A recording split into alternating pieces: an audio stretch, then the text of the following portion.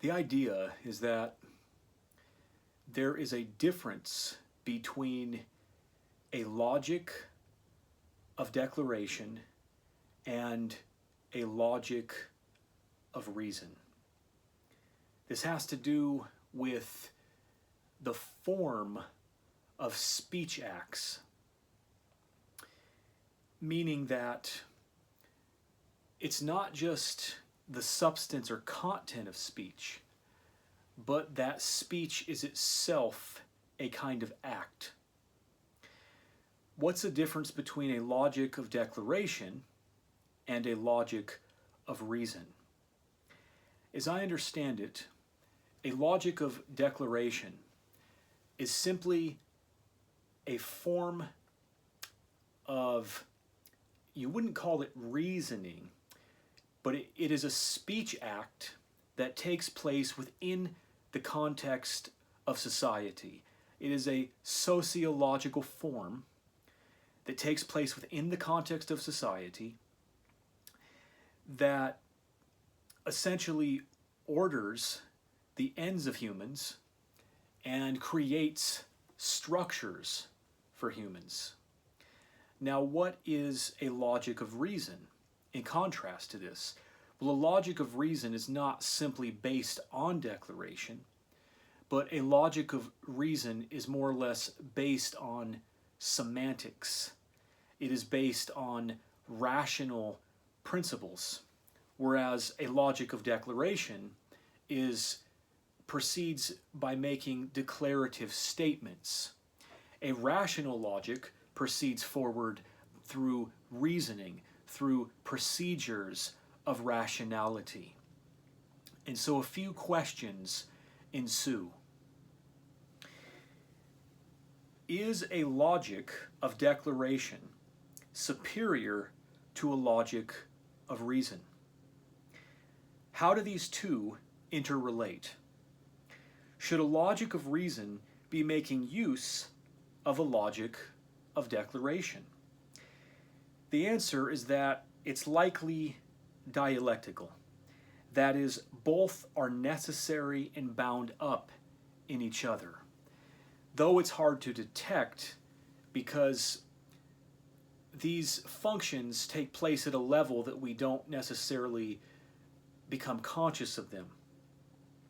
So a logic of declaration is very likely at some point making use of reason. For example, even if it's declaring something to be true or something to be the case, or creating something through this process of proclamation or declaration, usually the conclusion, the content that it is asserting, will have been forged through some kind of rational process or procedure.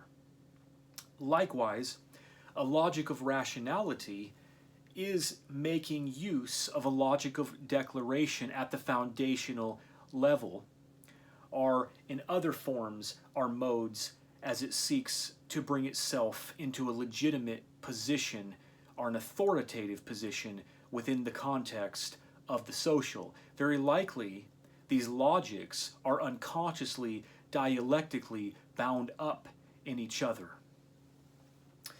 The vital question we need to know is, how do we discern the value between competing acts of declaration?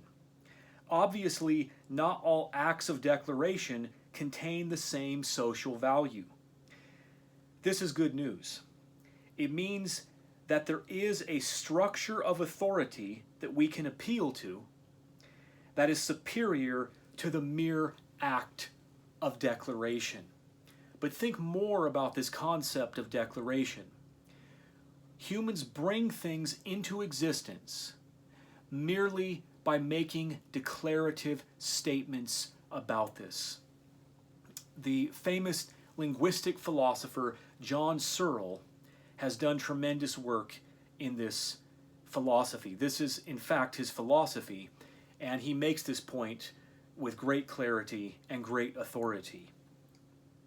But these questions arise from it. Is that, how do we discern between competing acts of declaration? So, For example, to bring religion into the world, to make it a real thing, it's not that it has a corresponding concrete referent. It's not that there is a real God behind the formations of theology that bring it into existence, but it's that the speech acts, the declarative speech acts, bring it into existence within the social world. They make it a real thing at the point when other humans believe it and other humans accept it. It becomes real socially, not in reality, but in the sense that people actually believe it. Now, a logic of reason doesn't work that way.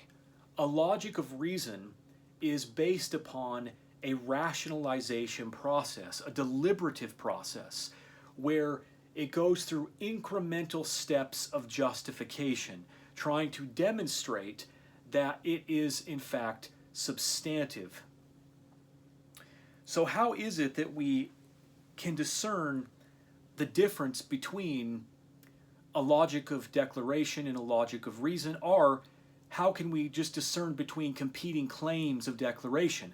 Well, I think the first answer is that we're going to have to make use of reason when contrasting logics of declaration. When these are pit against each other, we are going to have to use reason to discern the value structure inherent within the declarations. The declarations are no longer able to stand on their own because they have come into competition with each other. So we will have to appeal to some kind of an authority to resolve the tension between these declarations. The other thing is that competing logics of declaration, we can analyze them not just from a rational standpoint, but from a sociological and a psychological standpoint. We can analyze a declarative system and ask ourselves whether or not it is intelligent or makes sense in terms of the order and function of society. The reality is I don't know what other choice we have. This is essentially how we have to proceed. A declaration then becomes a focal point of analysis, of criticism, of philosophical penetration. So we begin to probe into the declarative position. What is extraordinary is that these declarative statements, these declarative speech acts, it is truly extraordinary that the mere act of declaration brings things into existence, legitimizes things, creates authority for abstractions and ideals. This is truly an exceptional insight and discovery by John Searle.